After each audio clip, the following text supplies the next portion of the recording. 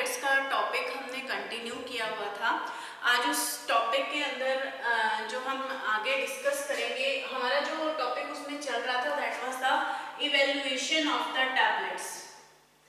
Evaluation of tablet मैंने आपको last lecture में भी बताया था कि बहुत ही इंपॉर्टेंट टॉपिक है evaluation of tablets.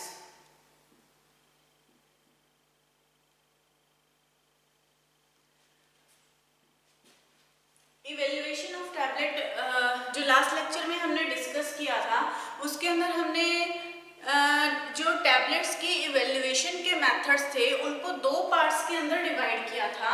That was the pharmacopoeial methods and the non pharmacopoeial methods. Pharmacopoeial methods मतलब कि मैं आईपी मेथड्स भी लिख देती हूँ उसको शॉर्ट फॉर्म में, और दूसरे थे नॉन फार्माकोपियल मेथड्स। जो फार्माकोपियल मेथड्स थे, फार्माकोपियल मेथड्स के अंदर सबसे पहले हमने डिस्कस किया था कि कंटेंट के amount of the active ingredient, कि एक्टिव इंग्रेडिएंट का अमाउंट कितना है ड्रग के अंदर, कि जितना जैसे सपोज अगर हमने 200 mg की टैबलेट बनाई है और उसके अंदर अगर 100 mg हमारी एक्टिव इंग्रेडिएंट है तो क्या वो एक्टिव इंग्रेडिएंट हमारी टैबलेट के अंदर एग्जैक्टली प्रेजेंट है या नहीं। फर्स्ट हमने वो टेस्ट किया था। सेकेंड जो टेस्ट हमने किया था दैट वाज द हमने टेस्ट किया था uniformity of the active ingredient. First test था कि amount of the active ingredient, that was the amount of the active ingredient. Second of active ingredient, second हमने फाइंड आउट किया था uniformity of active ingredient. Third जो test था हमने जो इसके अंदर स्टडी किया था that was the weight variation test. कि वेट वेरिएशन टेस्ट क्या था, कि जिसके अंदर हमने क्या किया था कि 20 टैबलेट्स ली थी, हमने उन टैबलेट्स का एवरेज वेट फाइंड आउट किया था और हमने ये फाइंड आउट किया था कि जो टैबलेट हम क्लेम कर रहे हैं कि वो 500 mg की है, क्या वो 500 mg की है या नहीं। उसकी कुछ मैंने आपको लिमिटेशंस बताई थी, कुछ मैंने आपको कंडीशंस बताई थी कि ये कंडीशंस उसके अंदर कंप्लाई होनी चाहिए। अगर वो कंडीशंस कंप्लाई होगी तब आपका जो फार्माकोपियल टेस्ट है वो पास होगा, अदरवाइज आपका जो टेस्ट है, आपका जो बैच है वो पास नहीं होगा।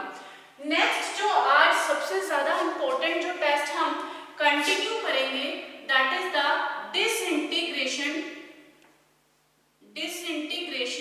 रेट टेस्ट, और उसको डिसइंटीग्रेशन टेस्ट भी बोल देते हैं, disintegration rate test.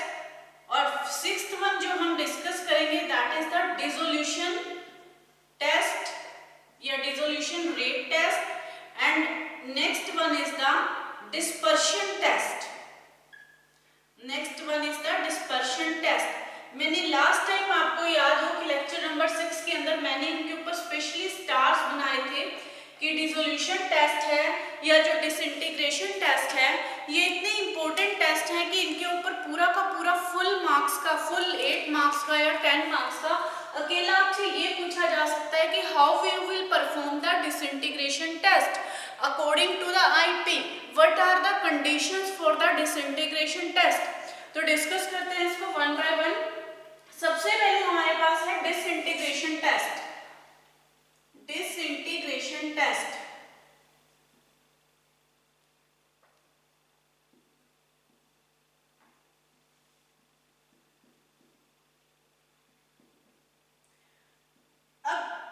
Disintegration test को समझने के लिए ये जरूरी है कि हमें ये टर्म पता होना चाहिए कि what is the actually disintegration, क्यों हमें ये टेस्ट परफॉर्म करने की जरूरत है। जैसे हमने अमाउंट ऑफ एक्टिव इंग्रेडिएंट मैंने आपको क्लियर किया कि एक्टिव इंग्रेडिएंट की अमाउंट हमें फाइंड आउट तो होनी चाहिए जो हमारे लेबल में क्लेम है।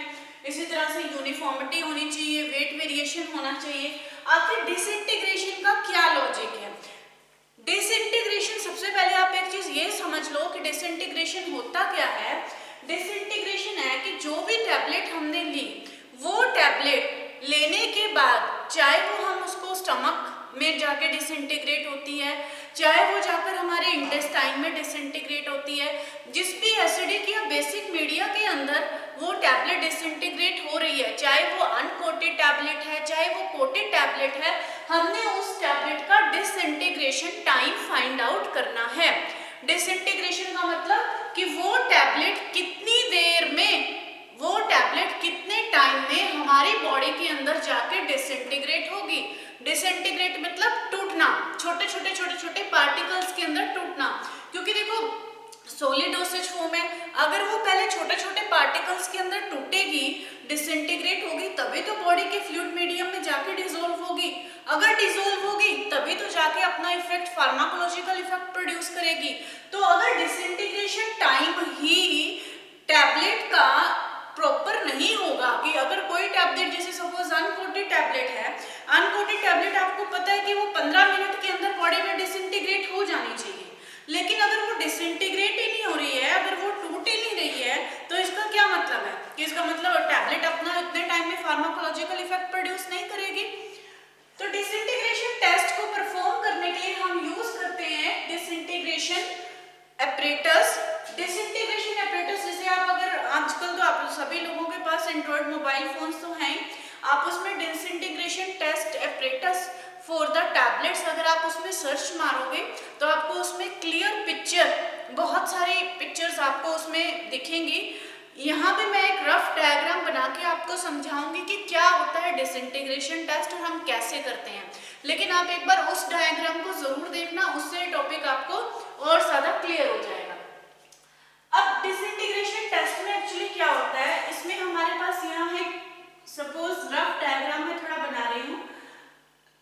This is a supportive cabin, जो एक सपोर्ट बेस बना हुआ है। इस बेस के ऊपर यहाँ हमारे पास एक शाफ्ट है, this is the shaft, central shaft, और सेंट्रल शाफ्ट के साथ यहाँ पर हमारे पास 6 टेस्ट ट्यूब्स टाइप, मतलब 6 जो टेस्ट ट्यूब्स टाइप्स यहाँ पे सर्कल में हमारे पास ये ट्यूब्स हैं, ट्रांसपेरेंट ट्यूब्स हैं, ये सर्कल में है, ये सर्कल में इस तरह से ट्रांसपेरेंट ट्यूब्स इसके साथ यहाँ लगी हुई हैं। ये एक शाफ्ट के साथ ये सारी की सारी ट्यूब्स अटैच हैं।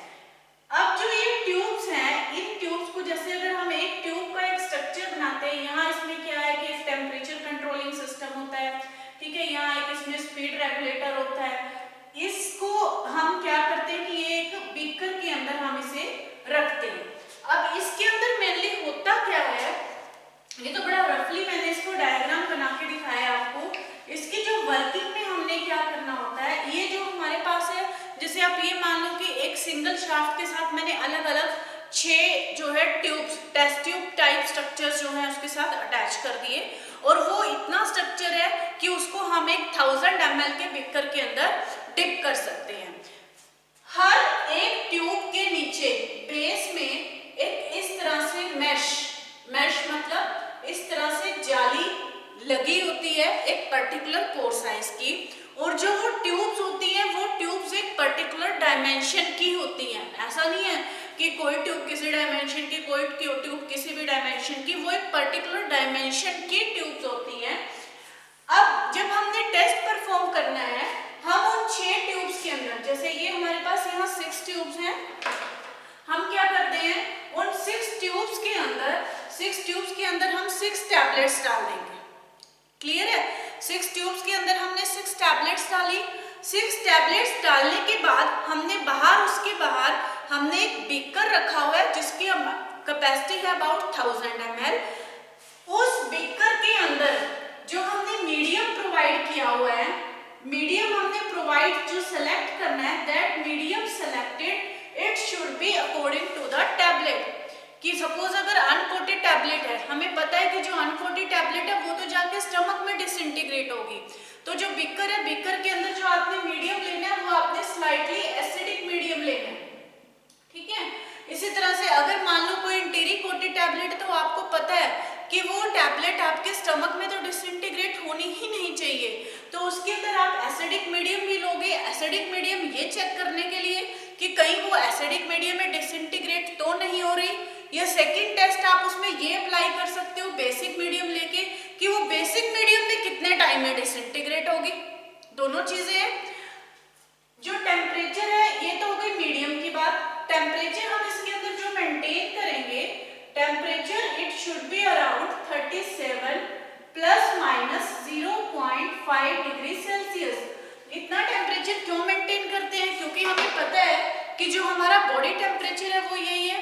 आखिर अगर हम एक तरह से, ये क्या है, डिसइंटीग्रेशन टेस्ट है, जो डिसोल्यूशन टेस्ट है, ये एक तरह से इन विट्रो स्टडीज ही तो है टैबलेट की। हम टैबलेट को यही तो चेक कर रहे हैं कि ये बॉडी टैबलेट हमारी बॉडी के अंदर जाकर कितने टाइम में डिसइंटीग्रेट होगी, कितने टाइम में टूटेगी। तो इसलिए उसको कंडीशन भी तो सारी हमें वही प्रोवाइड करनी पड़ेगी। तो टेम्परेचर हम इसमें 37 ± 5 डिग्री सेल्सियस प्रोवाइड करेंगे। Then we will move the, उसके बाद क्या करेंगे, we will move the tubes, वो ट्यूब्स को मूव करते हैं up and down. The tubes will be move up and down for particular time, for particular time,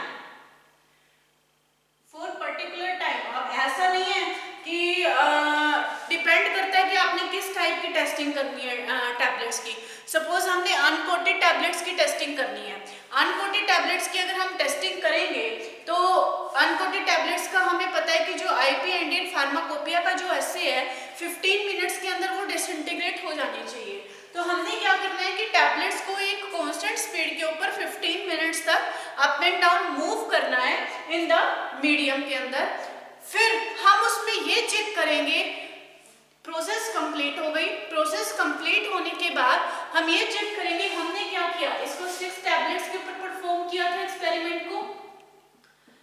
6 tablets में से हमारी सभी जो टैबलेट्स हैं they must be the disintegrate, सारी की सारी टैबलेट्स हमारी डिसइंटीग्रेट हो जानी चाहिए।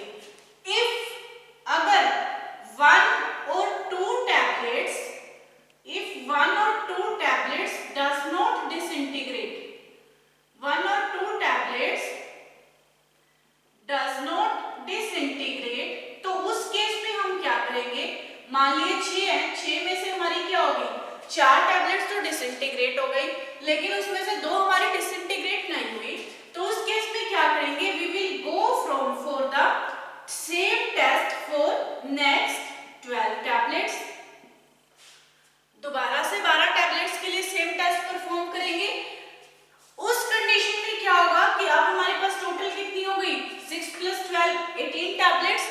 तो 18 टैबलेट्स में से क्या होगा, 16 out of 18 tablets must disintegrate in given particular या in given standard time। कि 18 में से अगर हमारी 16 टैबलेट्स एक स्टैंडर्ड टाइम के अंदर डिसइंटीग्रेट हो जाती है तो इसका मतलब हमारे उस टैबलेट के बैच ने, हमारे उस लोड ने वो डिसइंटीग्रेशन टेस्ट पास कर लिया है। अब ये डिसइंटीग्रेशन की कंडीशन क्या है कि कितना कितना डिसइंटीग्रेशन टेस्ट के लिए टाइम होना चाहिए। जैसे जो अनकोटेड टैबलेट्स हैं, अनकोटेड टैबलेट्स के लिए जो टाइम है दैट इज अबाउट 15 मिनट्स। यहाँ लिख देती हूँ मैं, जैसे जो अनकोटेड टैबलेट्स हैं, for the uncoated tablets, uncoated tablets के लिए जो डिसइंटीग्रेशन टाइम है that is about the 15 minutes. जो फिल्म कोटेड टैबलेट्स हैं, फिल्म कोटेड टैबलेट्स हैं, फिल्म कोटेड टैबलेट्स का जो टाइम है दैट इज अराउंड 30 मिनट्स। ठीक है। जो डिस्पर्सिबल टैबलेट्स हैं, डिस्पर्सिबल टैबलेट्स हैं, डिस्पर्सिबल टैबलेट्स में हम किसका एग्जांपल लेंगे, डिस्पर्सिबल टैबलेट में हम सिंपली किसका एग्जांपल ले सकते हैं, डिस्प्रिन का, दैट इज ओनली 3 मिनट्स। अगर कोई एफरवेसेंस टैबलेट्स हैं, एफरवेसेंस टैबलेट्स हैं, एफरवेसेंट टैबलेट्स हैं, उसका जो डिसइंटीग्रेशन टाइम होगा दैट इज अराउंड 5 मिनट। अगर कोई इंटीरी कोटेड टैबलेट्स हैं, इंटीरी कोटेड जो टैबलेट है अगर उसमें एसिडिक मीडिया है, एसिडिक मीडिया में तो वो अप टू 2 आवर्स भी उसमें कोई डिसइंटीग्रेशन नहीं होगी। ठीक है। अब इसके लिए जो मीडियम है वो आपने सिलेक्ट करना है कि स्लाइटली एसिडिक मीडियम लेना है, बेसिक मीडियम लेना है, या किस टाइप का मीडियम लेना है। मीडियम प्लस टाइम, ये दो इसके अंदर आपने स्टैंडर्ड सिलेक्ट करने हैं। उसके उसके बाद आप उसका टाइम नोट करके ये फाइंड आउट कर सकते हो कि कितनी टैबलेट्स कितने टाइम में डिसइंटीग्रेट हुई, और उसके बेसिस पे हम ये रिजल्ट फाइंड आउट कर सकते हैं कि जो हमारा टेस्ट है वो टेस्ट हमारा पास है या नहीं है। तो this was the disintegration test. Next है जो हमारा डिसोल्यूशन टेस्ट। डिसोल्यूशन टेस्ट में बहुत इंपॉर्टेंट टेस्ट है। डिसइंटीग्रेशन टेस्ट पे आपका पूरा एक कंप्लीट क्वेश्चन बनता है। उसी तरह से नेक्स्ट जो हमारा है that is the dissolution test.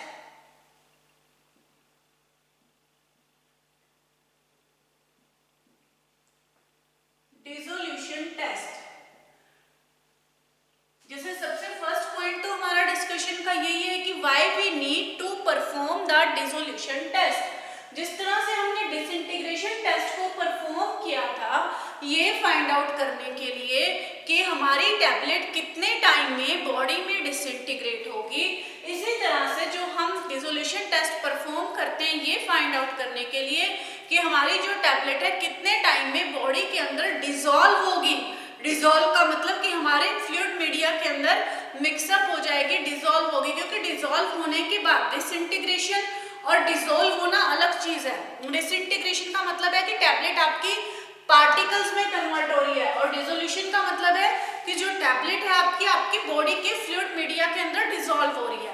तो वो कितने टाइम के अंदर डिसॉल्व होगी उसके लिए हम डिसोल्यूशन टेस्ट परफॉर्म करते हैं, क्योंकि डिसोल्यूशन के ऊपर ही हमारी टैबलेट का जो फार्माकोलॉजिकल इफेक्ट प्रोड्यूस होता है उसी के ऊपर बेस्ड है। अब डिसोल्यूशन जो टेस्ट परफॉर्म करने के लिए मेनली दो तरह के एपरेटस होते हैं, that is the type 1 apparatus, type 1 apparatus बोलते हैं जिसको, and type 2 apparatus, and type 2 apparatus. जो टाइप 1 और टाइप 2 एपरेटस है उसमें कोई ज्यादा डिफरेंस नहीं है। जो टाइप 1 एपरेटस है उसका दूसरा नाम है basket type apparatus,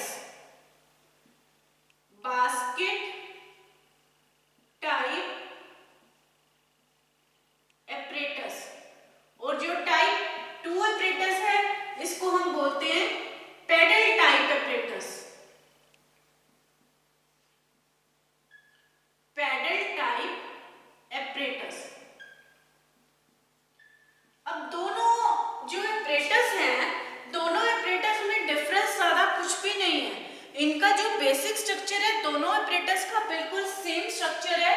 basic structure में सिंपल इस तरह से यहाँ नीचे एक सपोर्टिंग जो भी बेस है उस बेस के अंदर यहाँ एक टेम्परेचर रेगुलेटर लगा होगा, यहाँ एक स्पीड रेगुलेटर लगा होगा।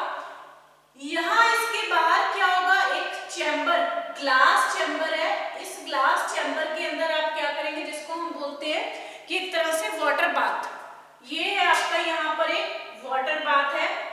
उस वाटर बाथ के अंदर क्या है, यहाँ पर इसके अंदर है हमारा यहाँ पे heating element, these are the heating element. इस वाटर बाथ के साथ ही, वाटर बाथ के जो अंदर ही हमारा 1000 ml का जो बीकर है, इस तरह से round bottom shape semi circular 1000 ml का जो बीकर है वो इसके अंदर अटैच होता है। उस बीकर में 1000 ml की जो बीकर अटैच होता है, ये मैं थोड़ा सा इसको रब कर रही हूँ ऊपर से, उस बीकर के साथ 1000 ml का जो बीकर इसमें अटैच है, उस बीकर के साथ जो बास्केट टाइप एपरेटस है, बास्केट टाइप एपरेटस में तो यहाँ शाफ्ट के साथ यहाँ पर एक गोल्ड प्लेटेड बास्केट बनी होती है। ये एक बास्केट है जो ये पूरी यहाँ पे मैश मतलब जाली है। और जबकि पैडल टाइप में क्या होगा, पैडल टाइप में यहाँ पर इस तरह का एक पैडल बना होता है। सिर्फ यही एक इसके स्ट्रक्चर के अंदर डिफरेंस है। इसके अलावा यहाँ एक इसके अंदर यहाँ टेम्परेचर रेगुलेटर है, यहाँ पे थर्मोमीटर एंटर करने की एक ऑप्शन है ताकि आप इसमें टेम्परेचर नोट कर सकते हो, that is the thermometer option. Second जो इसके अंदर जो ऑप्शन है, एक इसके अंदर स्पीड रेगुलेटर भी होता है, ठीक है। एक इसमें यहाँ पर आप एक जैसे इसमें पिपेट लगा सकते हो जिससे हम सैंपलिंग कर सकते हैं।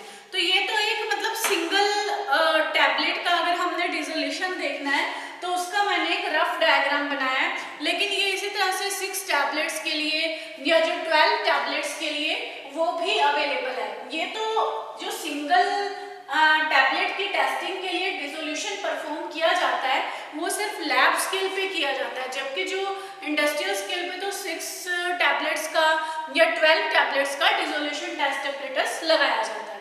अब इसमें हम करते क्या है कि जो बास्केट टाइप एपरेटस है, जैसे सपोज ये हमारा बीकर था, ये मेनली हमारा जो राउंड बॉटम बीकर है, जो नीचे से ये सेमी सर्कुलर है, इसमें हमारे पास यहाँ शाफ्ट है, शाफ्ट के साथ हमने यहाँ पे बास्केट हुई या पैडल हुई, ठीक है। यहाँ से कम जो बास्केट या पैडल है इसका ये डिस्टेंस अबाउट 2.5 सेंटीमीटर कम से कम होना चाहिए। ये नहीं है कि इसको टच करना है।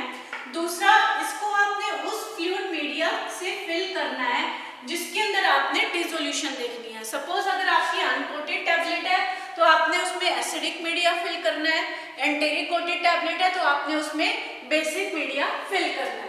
और ये आपकी बास्केट है, बास्केट के अंदर आपने यहाँ अपनी टैबलेट डाल दी। अगर पैडल हुआ तो पैडल के साथ आप अपना जो कैप्सूल है या टैबलेट है, कैप्सूल के लिए भी सेम एपरेटस यूज होता है, तो उसमें आप उसको वायर से टाई अप करना पड़ेगा, क्योंकि अगर आप टाई अप नहीं करेंगे तो कई बार लो डेंसिटी की वजह से टैबलेट या जो कैप्सूल है वो आपका ऊपर सरफेस पे चला जाएगा, जिससे आपका डिसोल्यूशन टेस्ट प्रॉपरली परफॉर्म नहीं होगा। तो यहाँ तो आपने क्या डाला, आपका फ्लूइड मीडिया जिसके अंदर आपने डिसोल्यूशन टेस्ट परफॉर्म करना है।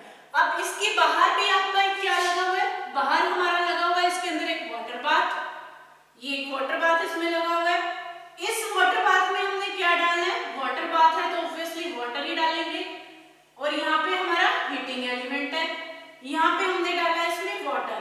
वाटर जो हमने इसमें डाला, वाटर का टेम्परेचर होगा 37 degree Celsius plus minus 0.5 degree Celsius. ये ताकि, क्योंकि जो हमारी बॉडी का टेम्परेचर कितना है वो भी तो इतना ही होता है, तो सेम हमने बाहर बॉडी का टेम्परेचर, इसको हमने ऐसे बॉडी ट्रीट किया, ठीक है, और इसको हमने as a suppose uncoated tablet है तो हमने स्टमक का एसिडिक मीडिया प्रोवाइड कर दिया। अब हमने क्या करना है इसमें, अब इसको हमने पर्टिकुलर टाइम के लिए जो बास्केट है जिसमें हमने टैबलेट डाली हुई है, ये यहाँ अटैच है ऊपर एक मोटर से, जिस मोटर से इसकी स्पीड रेगुलेटर होगी या इसको रोटेट करेंगे। जब इसको आपने टाई अप किया हुआ है तो उसको हम रोटेट करेंगे एक पर्टिकुलर टाइम एंड कंडीशन से रोटेट करने के, जैसे जैसे जो डिसोल्यूशन टेस्ट एपरेटस होते हैं वो रूटीन में जैसे 12 आवर्स के लिए, 24 आवर्स के लिए, इवन 72 आवर्स के लिए, 96 आवर्स के लिए भी परफॉर्म किए जाते हैं। तो इसमें हम क्या करेंगे, जैसे ये टेस्ट परफॉर्म होते रहेंगे टाइम टू टाइम हम इसमें से यहाँ एक पिपेट की हेल्प से, ये मैंने इसमें पिपेट डाली, ठीक है, इस पिपेट की हेल्प से हम यहाँ से सैंपल विथड्रॉ करेंगे। हमने सैंपल विथड्रॉ किया, ये सैंपल जैसे हमने एक सैंपल विथड्रॉ किया बिल्कुल स्टार्टिंग में 0 मिनट के ऊपर, दूसरा सैंपल मैंने विथड्रॉ किया जैसे 5 मिनट के ऊपर, तीसरा सैंपल मैंने विथड्रॉ किया 15 मिनट के ऊपर, चौथा सैंपल मैंने विथड्रॉ किया 20 मिनट के ऊपर। या आप टाइम ड्यूरेशन इसमें चेंज भी कर सकते हो, 0 minute, 10 minute, 20 minute, 30 minute, 40 minute के कितने टाइम के लिए आपने डिसोल्यूशन लगाई है।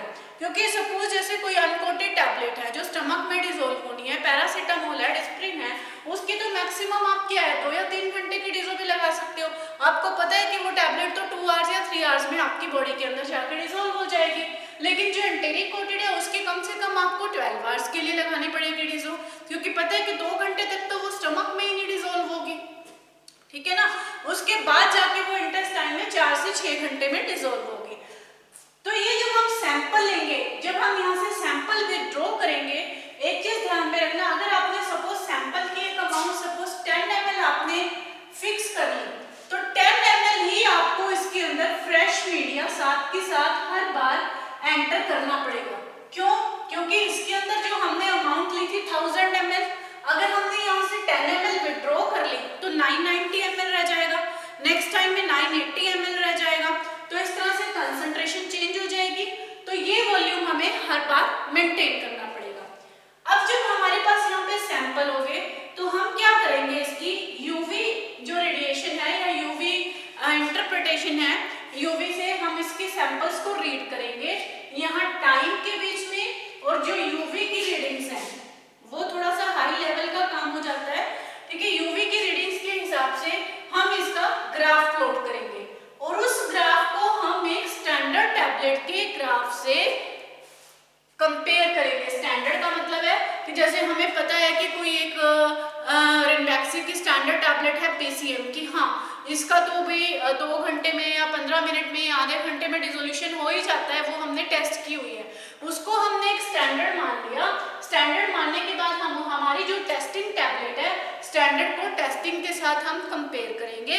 अगर हमारा ये बैच, और ये एक टैबलेट के लिए नहीं, ये रेंडमली 6 टैबलेट्स के लिए, 12 टैबलेट्स के लिए, 24 टैबलेट्स के लिए, इस तरह से ये टेस्ट परफॉर्म किया जाता है। अब इसमें कंडीशंस क्या है कि कब ये टेस्ट हमारा पास होगा। इसकी कुछ कंडीशंस हैं, इसको हम 3 स्टेजेस के ऊपर इस टेस्ट को पास करते हैं, मतलब रीड करते हैं, जो स्टैंडर्ड कंडीशन आईपी में दी हुई है। फर्स्ट टेस्ट है इसका, that is the S1 stage 1। Stage 1 हमने जो परफॉर्म किया वो हमने किया 6 टैबलेट्स के लिए। अगर 6 टैबलेट्स का जो डिसोल्यूशन रेट है, यहाँ मैंने डी जो वर्ड लिया है इसमें, डी इज द कि पर्टिकुलर टाइम के बाद कितनी कंसंट्रेशन होनी चाहिए।